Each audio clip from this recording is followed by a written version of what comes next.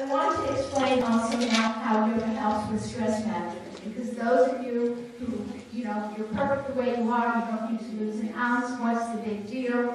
Let me explain how that works.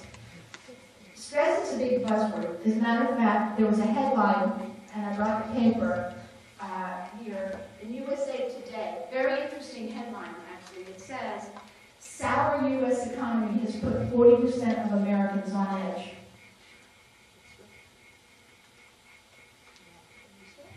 So everyone is experiencing stress. Well, what is stress? So let me define it for you in terms of how Dr. Cancel defines it. Stress is the non-specific response to the body of any demand made on it. That sounds very scientific, doesn't it? I'll repeat it, but it's not that important to understand the exact of it.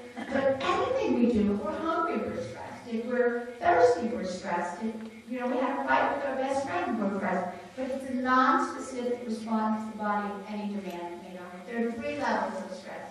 The first one is called the alarm reaction. Okay, what's that? The alarm reaction is that garbage truck incident I talked about. You're in traffic, somebody cuts you off. What happens to you? What's the first thing usually that happens? You curse. You curse. And what happens physiologically to your body? You get tense, you start to sweat, your heart starts to beat fast. Is that something that anybody experiences here? Yeah. So that's the first reaction, alarm reaction. But then what happens after that? The traffic guy moves on, and that's it, right? Now, if anybody has a chance to come back to its regular heartbeat, well, the next stage is the stage of resistance. Let's say you have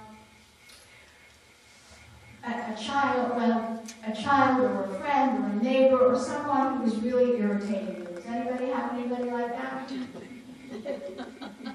You don't have to name who. You have a situation in your life, an office where you show up and you go to the office and there's some politics in the office, or somebody's telling you what to do and you don't like it, right? So you have that consistently, so that it goes beyond the alarm reaction. The body then goes into what's called the stage of resistance. What's the stage of resistance? The body is going to produce cortisol, the body is going to produce hormones, stress hormones, because it hasn't figured out how we're going to solve it. And the third, and actually it's in this stage that disease starts to set in. The third stage where disease has set in, the cancers, the heart attacks, you name it, at that stage is a stage of exhaustion. Your body says, I'm tired, I don't want to do anything.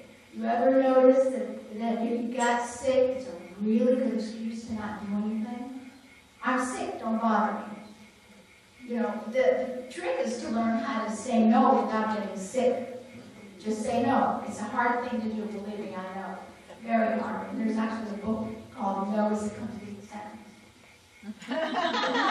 It's by Megla Boutillier. See me if you want more information about it.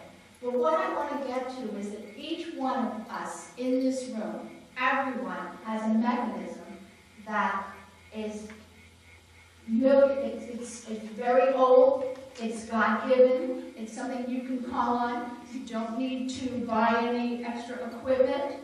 You've got it. Does anyone know what that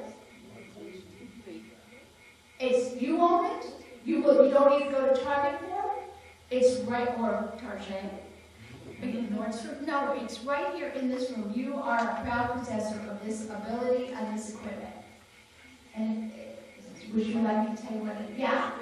Breathing, yeah. I want to share with you, when I was the stress management specialist for the Orange Program for Reversing Heart Disease, how many of you here either know someone who has heart disease or may have it yourself?